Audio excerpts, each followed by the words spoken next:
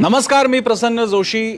साम TV डिजिटलच्या लक्ष असतं माझं या डिजिटल एक्सक्लुझिव्ह मराठीतल्या पहिल्या ओपिनियन बेस इंटरॅक्टिव्ह म्हणजे ज्याच्यामध्ये मी तुमच्याशी बोलतो, तुमच्या प्रतिक्रिया जाणून घेतो, अशा शोमध्ये आपल्या सगळ्यांचं स्वागत. सगळ्यात आधी मी आपली माफी मागू इच्छितो, दिलगिरी व्यक्त करू इच्छितो, कारण गेले काही दिवस माझा प्रवास चालू होता. मधल्या काळात मला बरं नव्हतं आणि त्यामुळे मी काही संध्याकाळचा एपिसोड करू शकलो नाही, ज्याचं मला वाईट वाटतंय. त्यामुळे मी रोज हा एपिसोड करतो आणि माझा प्रयत्न असतो की रोजच्या रोज मी आपल्याला भेटावं, एखादा वेगळा विषय घेऊन तुमच्यापर्यंत यावा. कारण तुम्हाला कल्पना आहे, लक्ष असतं माझ्यामध्ये आपण नेहमी प्रयत्न करतो, बातमीबद्दल बोलतो, बातमीच्या पलीकडे एखाद्या विषयाबद्दल बोलतो, बातमीमध्ये दडलेल्या बातमीबद्दल बोलतो, बातमी न झालेल्या पण महत्त्वाच्या असणाऱ्या व्यक्ती, संस्था, घटनेबद्दल बोलत असतो. आणि असे विषय की ज्याच्यावरती काहीतरी मत मांडलं पाहिजे, ओपिनियन आपण व्यक्त केलं पाहिजे, तुमचं मत जाणून घेतलं पाहिजे.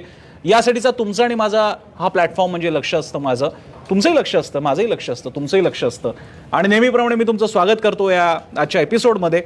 आजचा एपिसोड वेगळा आहे आणि आजचा एपिसोड काय आहे त्यापूर्वी, तो सांगण्यापूर्वी तुम्हाला मुळशी पॅटर्न फिल्म जर का आठवत असेल तर त्याच्यात एक डायलॉग आहे, मला तो खूप आवडला आहे. त्यात तो ॲक्टर असं म्हणतो की शेती विकायची नसते, शेती राखायची असते. म्हणजे त्यातला तुम्हाला काय मी अख्खी मुळशी पॅटर्नची स्टोरी सांगत बसत नाही, पण तुम्हाला कल्पना आहे त्याच्यामध्ये अशा केस स्टडी झालेल्या आहेत, अशा प्रकारे दाखवण्याचा प्रयत्न झालेला आहे की पुण्याच्या भोवतालच्या भागामध्ये जमिनी विकण्यात आल्या, त्याच्यातून समृद्धीसुद्धा आली, आर्थिक सुबत्ता आली, पण ती राखता न आल्यामुळे आणि जमिनीशी नाळ तुटल्यामुळे काही एक आयडेंटिटी क्रायसिस तयार झाले, काही अडचणी तयार झाल्या, काही समस्या तयार झाल्या. त्याचा वेध मुळशी पॅटर्नमध्ये घेण्यात आलेला. अर्थात तो वेगळा विषय आहे सगळा.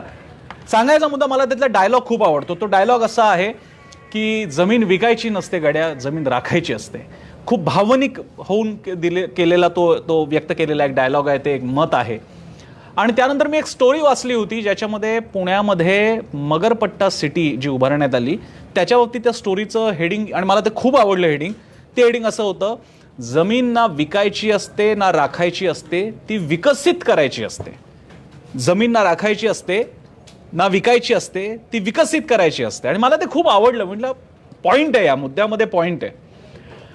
आणि तुमच्या आहेत त्या रिसोर्सेसचा जास्तीत जास्त वापर करून, तुमच्याकडून ते रिसोर्सेस न जाता त्याची मालकी तुमच्याकडे ठेवून अधिकाधिक पैसा आपल्याला उभा करता येऊ शकतो. आणि त्यालाच आपण डेव्हलपमेंट हा शब्द वापरला, विकसितकरण हा मुद्दा वापरतो. आणि आज अनेक ठिकाणी सरकारसुद्धा या गोष्टीचा फायदा करून घेतं. अनेक ठिकाणी प्रचंड मोठ्या आर्थिक गुंतवणुकीच्या पायाभूत प्रकल्पांसाठी सरकार पैसा घालत नाही, तर सरकार म्हणतं की बांधा, वापरा, हस्तांतरित करा. तुम्ही त्याच्यातला एक विशिष्ट वाटा तुम्हाला मिळेपर्यंत तो टोल किंवा अशा कुठल्या व्यवस्था चालू राहतील, नंतर त्या गोष्टी पुन्हा सरकारच्या ताब्यात येतील. याच्यावरती खूप टीका होते, मला त्याची पूर्ण कल्पना आहे. मुंबई पुणे एक्सप्रेस हायवे आता इतकी वर्ष झाली तरी अजून त्याचा काही टोल संपत नाही आहे. पण हे सगळं मान्य केलं तरी हे आपण अमान्य करू शकणार नाही की सगळीकडे जेव्हा सरकार पैसा घालू शकत नसतं त्यावेळी सरकारला विविध प्रकारे विचार करावा लागतो. त्याच्यात काही ठिकाणी मग प्रायव्हेटायझेशन होतं, काही ठिकाणी पूर्ण खाजगीकरण होतं. माझ्या बोलण्यामध्ये ते येणार असेल तर सांगायचा मुद्दा, मी तो विषय आज चर्चेला घेतलेला आहे. तो विषय आहे national monetization pipeline. National monetization pipeline, मराठीमध्ये राष्ट्रीय, आपण काय म्हणू त्याला, अर्थनिर्मिती आपण म्हणूयात हवं तर, किंवा आर्थिक उत्पन्न निर्मिती वाहिनी, आर्थिक उत्पन्न निर्मिती वाहिनी असं आपण त्याचं एक साधं सोपं सरळ ट्रान्सलेशन करूयात. नॅशनल मॉनिटायझेशन पाईपलाईन काय आहे हा सगळा प्रकार? तर एकतर हा सगळा नवीन नाहीये, पण मी तुम्हाला बेसिक मुद्दा लक्षात येईल एवढ्या पुरता सांगतो. बाकी खूपसं मटेरियल गुगलवरती नेहमीप्रमाणे अवेलेबल आहेत. अनेक न्यूजपेपर्सनी त्याच्यावर स्टोरीज केलेल्या आहेत, सकाळने पण केलेली आहे. तर असं आहे की सरकारद्वारे ज्या अंडर युटिलाइज असेट्स आहेत आपलं सरकार त्या अंडर युटिलाइज असेट्स म्हणजे आपली संसाधनं, देशाची सरकारी मालकीची संसाधनं मोठ्या उद्योग किंवा उद्योगपतींना लीजवरती देणार, काही वर्षाच्या भाडेपट्ट्याने ते देणार आणि त्याच्या अंतर्गत सरकारला पैसा मिळणार. किती पैसा मिळणं अपेक्षित आहे? 6 लाख कोटी रुपये मिळणं अपेक्षित आहे. कोणत्या प्रकारच्या या ॲसेट्स असणार आहेत? या ॲसेट्स असणार आहेत रस्ते, बंदरं, गोदामं, रेल्वे, विमानतळ आणि अशा प्रकारे ज्याच्यामध्ये कॅपिटल इन्फ्रास्ट्रक्चर इन्व्हेस्टमेंट झालेली आहे. अशा प्रकारे अंडर युटिलाइज किंवा सरकारसाठी आता त्याच्यातून पैसा निर्मिती करता येत नाहीये, तर ती मालकी स्वतःकडेच ठेवून खाजगी कंपन्यांना, खाजगी उद्योगांना लीजवरती देण्यात येणार आहे. विकणार नाहीये, लीजवरती देण्यात येणार आहे. 49% शेअर्स किंवा काय वाटा म्हणा किंवा काय ऑपरेशनचा स्टेक असेल तो त्या कंपन्यांचा, 51% असेल सरकारचा, म्हणजे पर्यायानं आपला. हे नवीन आहे का? मुळीच नाही. या दिशेनं पावलं वेळोवेळी पडलेली आहेत. आता मुळात हे का केलं जातं याचा मी पुन्हा थोडक्यात एक रिव्हॅप करतो आणि मी पुढे जातो. या मधल्या काळामध्ये आपल्याला कल्पना असेल, राज्य सरकार असो की केंद्र सरकार असो, आपल्या उत्पन्नाचा एक मोठा वाटा हा प्रशासकीय यंत्रणा सांभाळण्यामध्ये, त्यांना पगार देण्यामध्येच आपला प्रचंड मोठा खर्च होतो आणि त्यामुळे पायाभूत सुविधांच्या निर्मितीसाठी त्याच्यावरती खर्च करायला पैसा तेवढा उरत नाही. देशासमोरची आव्हानं मोठी आहेत, पैसा तर खर्च केला पाहिजे, पैसा आणणार कुठून तो प्रश्न आहे. मग कर्ज उभं करावं लागेल, म्हणजे पुन्हा पैसा आपल्याकडनं, म्हणजे आहे त्याच्यासाठी कर्ज काढायचं झालं तर ते लॉंग टर्ममध्ये आणखी महागात पडतंय आपल्याला आणि आधीच आपल्याकडे भरपूर कर्ज आहे. मग ह्याच्यावरती सरकारने काय केलं, आणि कोणत्याही सरकारने एक, संबंधित विभाग पूर्णतः बंद करणे. 2, अशा एखाद्या विभागाचं, कामकाजाचं, यंत्रणेचं खाजगीकरण करणे. म्हणजे तो आता सरकारचा भागच उरत नाहीत. उदाहरणार्थ, सरकारचं काम ह्या वस्तू किंवा काही प्रॉडक्ट तयार करणं हे सरकारचं काम नाही आहे. आरे वगैरे अजूनही आहेत आपल्याकडे, पण ती शेवटची घटका असेल. सरकारने दुधाचं उत्पादन करावं, त्याच्या बाटल्यांमध्ये ते दूध भरावं आणि वितरण करावं आणि पैसे कमावेत, हे सरकारचं काम त्या अर्थानं पैसा कमावणं नाहीये, ते काम खाजगी क्षेत्राचं आहे, असं हे नवीन काळातलं ज्ञान म्हटलं जातं. त्याच्याबद्दल मतभेद आहेत, माझे पण काही मतभेद आहेत, पण मी तुम्हाला बेसिक सांगतोय. त्याच्यानंतरचा पुढचा भाग आहे, काही ठिकाणी सरकारनं स्वतःचे स्टेक ठेवले आणि संस्थांना सांगितलं, प्रायव्हेट एंटिटीजना सांगितलं की तुम्ही याच्यातून पैसा घ्या, तुमची गुंतवणूक काढून घ्या आणि मग ते आमच्याकडे. म्हणजे उदाहरणार्थ आपला मुंबई पुणे एक्सप्रेस हायवे हे त्याचं उत्तम उदाहरण आहे. पब्लिक प्रायव्हेट पार्टनरशिप आहे. एक विशिष्ट काळ तो टोल घेतला जाईल.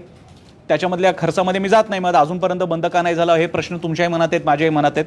पण त्या विशिष्ट मुदतीनंतर अपेक्षा अशी आहे की हा एक्सप्रेस हायवे फ्री होईल, सरकारची मालकी येईल आणि त्या कंपनीला सुद्धा नफा मिळेल आणि सरकारकडे सुद्धा एक स्वतःचा पैसा खर्च न होता ही एक साधन संपत्ती आपल्या ताब्यात येईल. मग आता काय होतंय?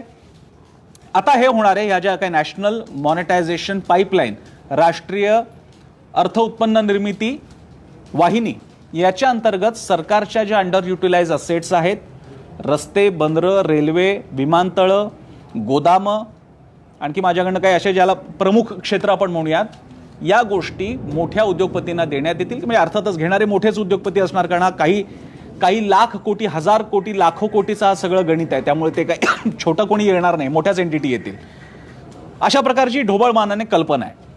आता याच्यात 2 भाग तयार झाले. एक म्हणजे काँग्रेसने याच्यावरती जोरदार टीका केलेली आहे. सरकार देश विकायला काढतंय अशी हकाटी विरोधी पक्षांनी आता अशी ओरड करायला सुरुवात केलेली आहे, अशी टीका करायला सुरुवात केलेली आहे. दोन्ही बाजू समजून घेऊयात. म्हणजे आज त्याबद्दल काँग्रेसच्या भालचंद्र मुणगेकरांचा आज लेखही आलेला आहे. काही मुद्दे जर का त्यांच्यातलं समप करून तुम्हाला सांगायचं झालं तर, एक म्हणजे एवढी मोठी खरेदी करायची क्षमता कोणाची आहे? कोण करणार? कोण पैसा, कोण हे स्टेक विकत घेणार? तर ते काही निवडक मोठे बडे उद्योगपती आहेत, तेच घेणार, हा त्यांचा एक मुद्दा होता. ज्यामुळे देशातल्या इतक्या महत्त्वाची साधन संपत्ती काही निवडक उद्योगपतींच्या खिशामध्ये जाईल, ही भीती त्यांनी व्यक्त केली, ज्याच्यात पॉइंट आहे. दुसरा मुद्दा त्यांनी मांडला तो असा की जरी आपण असं म्हणत असलो की सरकारचा स्टेक कायम राहणार आहे, 49% त्यांचे, 51% आपले, तरी सुद्धा त्या काळापुरता त्याची मालकी म्हणा किंवा त्याचं ऑपरेशन म्हणा हे प्रायव्हेट संस्थांकडे जाणार आहेत. आणि या ज्या ॲसेट्स आहेत, या ज्या साधन संपत्ती आहेत, त्या साध्या सुद्धा नाही आहेत.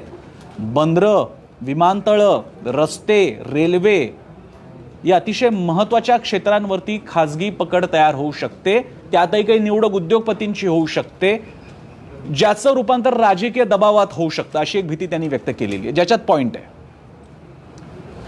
आणि तिसरा आणि अतिशय इंटरेस्टिंग मुद्दा भालचंद्र मुणगेकरांनी मांडलेला आहे आणि ज्याच्याकडे लक्ष द्यायला हवं, कारण मी पुढे भाजपने काय म्हटलं तेही मी मांडणार आहे. मी दोन्ही बाजू मांडणार आहे. काही बाबतीत मी बाजूने पण आहे, या कल्पनेच्या सुद्धा बाजूने, पण तरी सुद्धा तो मुद्दा मांडला गेला पाहिजे. तो मुद्दा असा आहे, तो मुद्दा भालचंद्र मुणगेकरांनी मांडलेला आहे की एवढा मोठा खर्च, समजा आता रेल्वेचा काही सेक्शन आपल्याला लीजवरती द्यायचा झाला तर तुम्हाला असं वाटतंय की त्यासाठी उद्योजक आपल्या खिशातून पैसा टाकतील आणि ते लीज घेतील? असं नाही होणार. मुणगेकर तिकडे भीती व्यक्त करतात की यासाठीचा पैसा हे मोठे उद्योजक बँकांकडून घेणार कर्ज म्हणून, आणि बँका ते देणार. आतापर्यंत ते होत आलेले. मुंबईमध्ये जीव्हीकेकडे मुंबईचा आंतरराष्ट्रीय एअरपोर्ट होतं ऑपरेशनसाठी, आणि आता तो अदानींकडे गेलेला आहे. दोघांवरती कर्ज आहे, अदानींवरती पण कर्ज, जीव्हीकेकडे पण कर्ज. पण शेवटी अदानीला एक कर्ज असताना सुद्धा ते मिळालं, पण जीव्हीकेला मात्र कर्जाच्या वसुलीसाठी त्यांना शेवटी आपले स्टेक्स सोडून द्यावे लागले. त्यामुळे मुणगेकर ही भीती व्यक्त करतात. त्यात पॉइंट आहे की हे प्रकल्प लीजने घेण्यासाठी हे उद्योगपती पैसा कुठून आणणार? लाखो कोटी रुपये पैसा कुठून आणणार? ते पैसा आणणार बँकांकडून. बँका कुणाच्या? सरकारच्या. नॅशनलाइज बँकांमधून ते पैसा घेणार. नॅशनलाइज बँकांमध्ये, एकूण कोणत्याही बँकांमध्ये पैसा कोणाचा आहे? तुमचा आमचा पैसा आहे. म्हणजे आपलाच पैसा असा जाणार उद्योगपतींकडनं, तो सरकारला जाणार. उद्योगपतींच्या खिशातला काही फार पैसा जाणार नाहीये, आणि संपत्तीचे स्टेक्स मात्र होणार तयार उद्योगपतींकडे. ही भीती त्यांनी व्यक्त केली. आणि चौथा एक मुद्दा जो मुणगेकर मांडतात तो असा, सुमारे 215 लाख कोटीचं उत्पन्न असणाऱ्या या देशाने 6 लाख कोटींसाठी या असल्या गोष्टी कराव्यात का? हा मुद्दा त्यांनी एक उपस्थित केलेला आहे. त्याचा सगळा लेख पण आज आलेला आहे. त्यामुळे मुणगेकरांनी काही महत्त्वाचे मुद्दे उपस्थित केलेले आहेत, काँग्रेसने उपस्थित केलेले आहेत, विरोधकांनी उपस्थित केलेले आहेत, आणि या मुद्द्यांमध्ये पॉईंट आहे. त्याचवेळी भाजपनं याबद्दल असं म्हटलेलं आहे, आणि त्याच्यातही पॉईंट्स आहेत. एक म्हणजे ही जी आवाजवी भीती विरोधकांना आहे, काँग्रेसला आहे, की अशा प्रकारे मोठमोठे उद्योगपती या देशावरती ताबा घेतील, रिसोर्सेसवरती बंधनं आणतील आणि सगळं ताब्यात घेऊन टाकतील. तर तसं नाही आहे. किंबहुना असा जेव्हा कधी प्रकार झाला, अशी जेव्हा कधी भीती वाटली, तेव्हा राष्ट्रीयकरणाचा पर्याय तर इंदिरा गांधींनी सुद्धा बँकांच्या बाबतीत वापरला होता. दुसरी गोष्ट, आजही या देशामध्ये अशा एजन्सीज आहेत की ज्या मोनोपॉली तयार होत असतील तर त्याच्यामध्ये लक्ष घालतात. मग ते तसं कमिशन असेल, कोर्ट असेल, आणि बाकीचे रेव्हेन्यू डिपार्टमेंट्स असतील, यांचं सगळ्यांचं लक्ष आहे. हा एक भाजपने मुद्दा मांडलेला आहे. दुसरा मुद्दा, भाजपने एक मुद्दा मांडलेला आहे की हे आम्ही एकट्याने सुरू केलंय का, आमच्या वेळी सुरू झालंय का? तर तसंही नाही, आणि ते खरं आहे. भाजपने म्हटलेलं आहे की या सगळ्या गोष्टी काँग्रेसच्या काळात सुद्धा झालेल्या आहेत.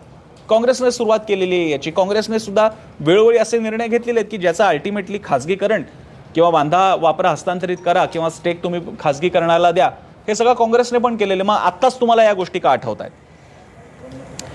पण या सगळ्यामध्ये आपल्याला एक प्रश्न पडावा लागतो. म्हणजे मी झालं या दोन्ही गोष्टी तुमच्या समोर मांडलेल्या आहेत, पण एक प्रश्न मात्र आपल्याला पडतो की जेव्हा आपण इतक्या महत्त्वाच्या रिसोर्सेसमध्ये खाजगी स्टेक आणतो, ते सुद्धा काही निवडक खाजगी उद्योजकांचे स्टेक आणतो, त्यावेळी त्याच्या राष्ट्रीय आर्थिक सुरक्षिततेचं काय होणार? हा प्रश्न मात्र आपल्याला पडला पाहिजे. सगळ्या बाबतीत माझ्याकडे एकमेव असे 1-2 अशी उत्तरं नाहीत. काही बाबतीत खरंच मला प्रश्न पडतो की इतकी प्रचंड गुंतवणूक होऊन जाते, त्याच्यामध्ये पैसा अडकलेला राहतो. हा पैसा जर का वसूल झाला आपल्या सरकारकडे आला, मग सरकार कोणाचंही असो, तर हरकत काय? आपल्या माहितीसाठी की अनेक अशी हॉटेल्स होती, सरकारने आता हॉटेल्स चालवणं अपेक्षित आहे का, पण पंचतारांकित हॉटेल्स सुद्धा सरकारची होती. ती अगदी स्वस्त आणि फुकटामध्ये, जवळपास फुकटात विकली. त्याच्यामध्ये भ्रष्टाचार झाला, ते सोडून द्या. राजस्थानमध्ये असं झालेलं आहे. बाकीच्या देशामध्ये सुद्धा आपल्या अशा अतिशय चांगल्या प्रॉपर्टी विकल्या गेल्या. ते चुकीचं आहे. म्हणजे मी त्या प्रक्रियेला दोष नाही देत, पण प्रक्रियेमधून झालेल्या भ्रष्टाचाराला मी नक्की दोष देणार. पण माझा खरंच प्रश्न आहे की अशी हॉटेल्स वगैरे ऑपरेट करणे देशाचं काम आहे का, सरकारचं काम आहे का? मला असं वाटत नाही. आणि त्याचप्रमाणे जर का अशा प्रक्रियेद्वारे अधिक इफिशियंट, अधिक चांगल्या प्रकारे ते काम होत असेल, त्याच्यातून काही पैसा सुटत असेल, सरकारकडे तिजोरीमध्ये भर पडत असेल, तर हरकत काय विचार करायला? हा मात्र विचार माझ्या मनात नक्की येतो. पण त्याचवेळी मी जसं म्हणालो तसं मुणगेकरांच्या प्रश्नांकडे, त्यांनी उपस्थित केलेल्या भीतीकडे मी जाणीवपूर्वक जरूर बघतो, आणि ती चिंता मला, त्यांच्या मनात ती चिंता मला जरूर भेडसावते, मला नक्की वाटतं. आणि याला कारणीभूत आहे क्रोनी कॅपिटलिझम. क्रोनी कॅपिटलिझम म्हणजे काय? आता मी त्याच्या सगळ्या व्याख्यांमध्ये जात नाही, पण एक असते पूर्ण बाजार व्यवस्था असते. तुम्ही एक उद्योजक आहात, मी एक उद्योजक आहे. मी एक वस्तू आणतो, तुम्ही एक वस्तू आणता. मी जास्त प्रोडक्शन करतो किंवा मी आणखी त्याच्यामध्ये काहीतरी वेगळ्या एलिमेंट्स वापरतो आणि वस्तूची किंमत कमी करतो. तुम्हाला करता येत नाही, माझं उत्पादन जास्त खपतं, मी जास्त पैसा कमवतो. Fair enough. पण मी तुमचा धंदा कसा होणार नाही यासाठी काहीतरी काड्या घालतो, सरकारद्वारे असे काहीतरी प्रेशर आणतो की तुम्हाला बिझनेसमध्ये उभंच राहता येणार नाही आणि सगळं मोनोपॉली माझी होते. त्याला मात्र म्हणतात क्रोनी कॅपिटलिझम. छोटं उदाहरण दिलं तुम्हाला मी. या सगळ्या प्रक्रियेमध्ये जे आता बघायला मिळत आहे, ज्याच्यात मुणगेकरांनी सुद्धा तो मुद्दा मांडलेला आहे, काही निवडक खाजगी महाउद्योगपती जर का या संपत्तीचे ठेकेदार होऊन बसले, तर ते आपल्याला किती काय भावात पडणार आहे. आणि त्याचे परिणाम काय असतील, इतके महत्त्वाची क्रुशियल ॲसेट्स आपण जर का त्यांच्याकडे देणार आहोत. एक मुद्दा त्यांनी असा सुद्धा मांडलेला आहे, या कंपन्यांमध्ये या ना त्या प्रकारे कोणत्याही आंतरराष्ट्रीय संस्था, संघटना, कंपन्या, देश, सरकारं यांचे सुद्धा हितसंबंध असतात. आपल्याला काय कल्पना त्या देशाचे एखाद्या वेगळ्या देशाशी, त्या कंपनीचे, एखाद्या प्रायव्हेट, भारतातल्या बड्या मोठ्या प्रायव्हेट कंपनीचे एखाद्या वेगळ्या देशाशी कसे संबंध आहेत आपल्याला काय माहिती आहे. आणि इनडायरेक्टली जर का तो पैसा त्या सरकार, शेवटी चेहरा या कंपनीचा असेल पण त्याच्या मागचा पैसा त्या दुसऱ्या देशाचा असेल तर त्यांचे हितसंबंध ही कंपनी इकडे राबवणारच नाहीत, हे कशावरून. त्यामुळे हे सगळे प्रश्न आपल्याला पडले पाहिजेत. हा अतिशय महत्त्वाचा विषय आहे, पण आपल्या देशाच्या दुर्दैवानं आर्थिक घडामोडीचे विषय आपल्याला आवडत नाहीत, ते आपल्याला फार ज्युसी वाटत नाहीत. पण हा मित्रांनो तुमच्या आमच्या दरवाजापर्यंत आलेला हा प्रश्न आहे. आज सरकारमध्ये ज्या नोकऱ्या तयार होत नाहीत ना, त्याचा संबंध याच्याशी आहे. आज नोकऱ्या यासाठी तयार होत नाही आहेत कारण नोकऱ्या नाही आहेत अशाला भाग नाही, जागा भरपूर आहेत, सरकारला भरायच्या नाही आहेत कारण तिकडची कॉस्ट वाचवायची आहे सरकारला. शक्य झालं तर नुसत्या त्या जागाच नाही भरायच्या, ते विभाग बंद करून टाकायचे, त्या विभागांचं खाजगीकरण तरी केलं पाहिजे किंवा ते विभाग मर्ज तरी केले पाहिजेत. हे सरकार सगळं करतंय, याचा संबंध या सगळ्या घडामोडींशी, म्हणून आपलं लक्ष असलं पाहिजे. म्हणून हा विषय मी तुमच्यापर्यंत आणलेला आहे. नेहमीप्रमाणे माझा व्हिडिओ झाला की मी नेहमी तुमच्या कमेंट्स घेत असतो. साम टी व्ही न्यूजच्या या इथे 19 कमेंट्स आलेल्या आहेत आणि मी माझ्या फेसबुक पेजवरती जाऊन सुद्धा मी घेतो. बजरंग निंबाळकर म्हणतात खाजगीकरण करून काही साध्य होणार नाही, सुरुवातीला त्या सोयीसुविधा चांगल्या देतात, त्यानंतर त्यांची मजुरी वाढते किंवा पुन्हा सरकारला ऑपरेटिंग करणे शक्य होत नाही. काही प्रमाणात ते खरं आहे, पण दुसरा मार्ग काय आहे. एक तर आहे त्या गोष्टी तशाच करत राहाव्या लागणार. खाजगीकरणाचा आणि सरकारी हस्तक्षेप बाजूला करण्याची प्रक्रिया जगभरात सुरू झालेली आहे, ती इतक्या लवकर पूर्ण मागे घेण्यासारखी स्थिती नाही आहे. कोणतेही सरकार येवो त्यांनी एक पाऊल पुढेच टाकलेलं आहे.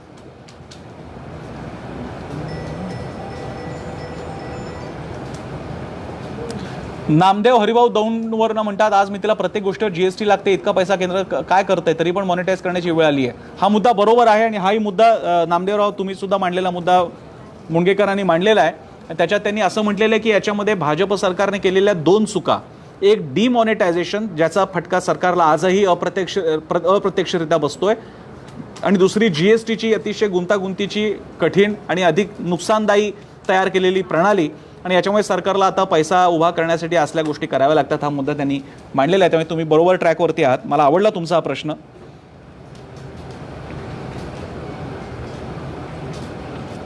अमित घरात म्हणतात उद्या देश पण मॉनिटाईज केला जाईल आणि अंधभक्त त्याचे समर्थन करतील. माझ्या मते मी इतक्या निगेटिव्हली नाही बघत आणि आपणही बघू नये.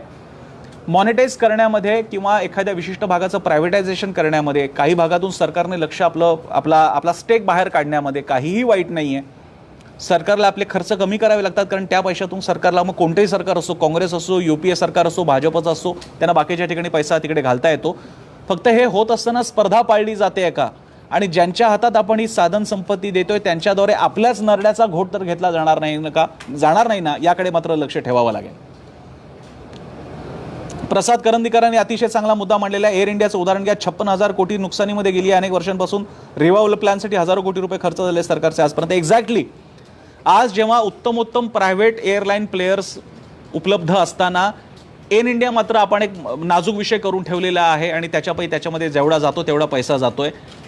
शिवाय ते मेंटेन करा आणि त्याच्यामध्ये मग एखाद्या बातम्या येतात मुंगीमुळे अख्खं विमानच आपलं अडकून पडलं, अशा सगळ्या गोष्टी होतात. हे सरकारचं काम नाही आहे. एक काळ होता सरकारने अगदीच बाजारीकरणाचा पूर्ण सिद्धांत मानायचा झाला तर शिक्षण वगैरे मधून सुद्धा सरकार बाहेर गेलं पाहिजे. मी ते मानत नाही, पण माझ्या मते आरोग्य, शिक्षण, प्रशासनाच्या मूलभूत बाबी सोडता सगळ्या क्षेत्रामध्ये सरकारने असायलाच पाहिजे का याचा विचार झाला पाहिजे, या मताचा मी आहे.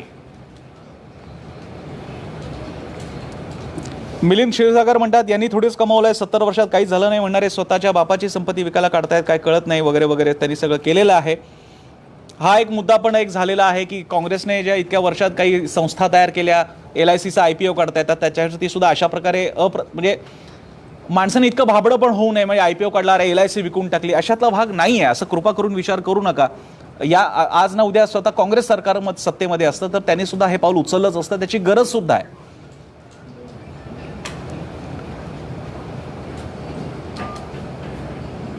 अमित घरात मुद्दा म्हणतायत 4 लाख कोटीचा कर पेट्रोल डिझेलमधून एका वर्षात मिळतोय, मग 6 लाख कोटीसाठी एवढी घिसडगाई का? हाही मुद्दा उपस्थित करण्यात आला होता. तुमचा मुद्दा बरोबर आहे, तुम्ही मांडलेला मुद्दा बरोबर आहे. हा मुद्दा सुद्धा चर्चेला आलेला आहे. हा पण आय गेस यांनी मांडलेला आहे, मुणगेकरांनी. माझ्या फेसबुकच्या या प्रोमोवरती इथे 279 कमेंट्स आलेल्या आहेत. जास्तीत जास्त घेण्याचा प्रयत्न करतो. चांगले आणि नीट दिलेल्या कमेंट्स मी जरूर वाचेन.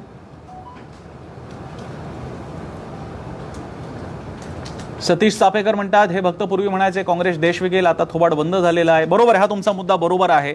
एक काळ होता 91 सालच्या आर्थिक अडचणीच्या वेळी, फार मोठी अडचण होती आणि जेव्हा आपल्याला सोनं गहाण ठेवावं लागलं होतं तेव्हा खरं आहे तुम्ही म्हणताय ते, हीच टीका भाजप आणि बाकीच्या पक्षांनी काँग्रेसवर केली होती, देश विकायला काढला. आज तुम्हाला त्याच वाटेवरनं चालावं लागतंय. इतिहासाने एक चक्र फिरून तुमच्यापर्यंत पुन्हा एकदा 30 वेळा आणलेली आहे. वेगळा, अगदी तेव्हासारखी वाईट परिस्थिती नसेल, पण बरोबर आहे तुम्ही म्हणताय ते चाफेकर.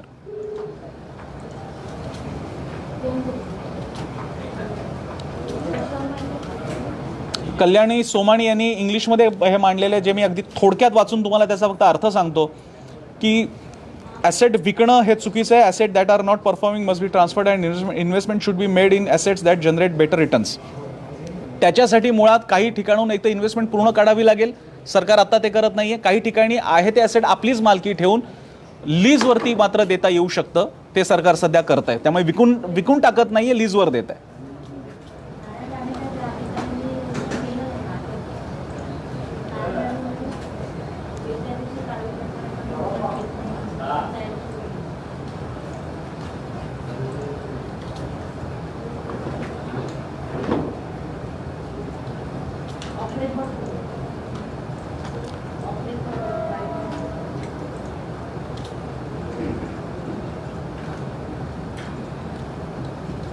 बऱ्यापैकी कमेंट्स मी घेतोय, जेवढ्या चांगल्या आणि नीट लिहिलेल्या आहेत त्या.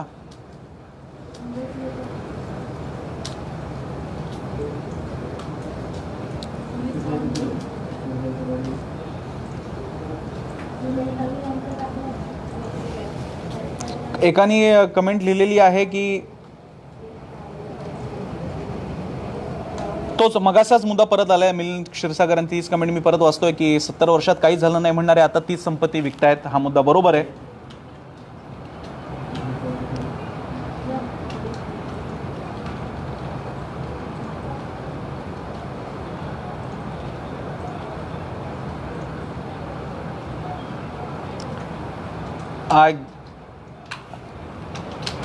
आशिष घरत लिहितात, पण देशाची संपत्ती विकते म्हणून इकडून उचलून कुठे जपानला विकतायत की पाकिस्तानला. सरकारी कंपन्या एवढ्या चांगल्या आहेत तर स्वतःच्या मुलांना सरकारी शाळेत टाकण्यापासून ते प्रायव्हेट हॉस्पिटल आपण सर्रास का वापरतो. जर एखादी गोष्ट विकली, डिव्हेस्ट केली असेल तर फेअर कॉम्पेन्सेशनचा मुद्दा असला पाहिजे, ना की 70 वर्ष आम्ही यांनी विकलं वगैरे. तुमचा मला मुद्दा जेवढा बेसिक कळलेला आहे तो असा की एक जर का गोष्टी चांगल्या आहेत तर त्या विकल्या का जात आहेत. तर मला जेवढं कळलेलं आहे त्यानुसार ज्या गोष्टी क्रुशल आहेत, महत्त्वाच्या आहेत, त्या सरकारच्याच ताब्यात राहणार आहेत. पण सरकार त्याच्यातून पैसा, म्हणजे उदाहरणार्थ बंदरं आपली आहेत पण पैसा उभा करायचा आहे, रस्ते आपले आहेत पण पैसा उभा करायचा आहे, सरकार ते करण्याचा प्रयत्न करत आहे. अर्थात याच्यातल्या रिस्क, याच्यातली काळजी मुणगेकरांनी मांडलेली आहे, ज्या त्यातल्या मुद्द्यांशी मी सहमत आहे.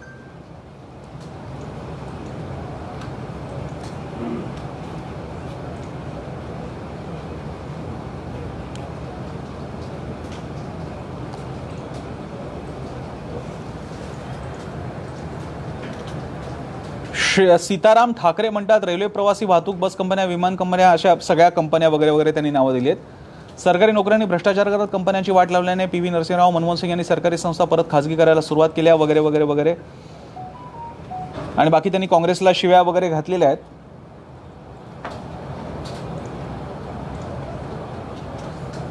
सरकारी कंपन्या नागरिकांच्या मालकीच्या असतात तर नागरिकांनी खरा वस्तू व सेवेबाबत जाब विचारला असता. पण आय गेस तुमचं थोडं लॉजिकचा घोळ झालेला आहे.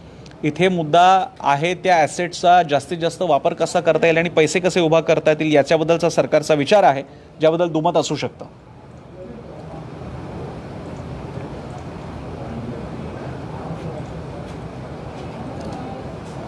आय गेस मी बऱ्यापैकी कमेंट्स घेतलेल्या आहेत. फालतूच्या बाकीच्या मी कमेंट्स काही घेत नाही की ज्याच्यामध्ये उगाचच टाईमपास केलेला आहे. पण मी ज्या चांगल्या कमेंट्स आहेत त्या मी नक्कीच घेण्याचा प्रयत्न केलेला आहे. आणि नेहमीप्रमाणे तुम्ही हा व्हिडिओ बघण्यासाठी वेळ दिला, तुमचे आभार.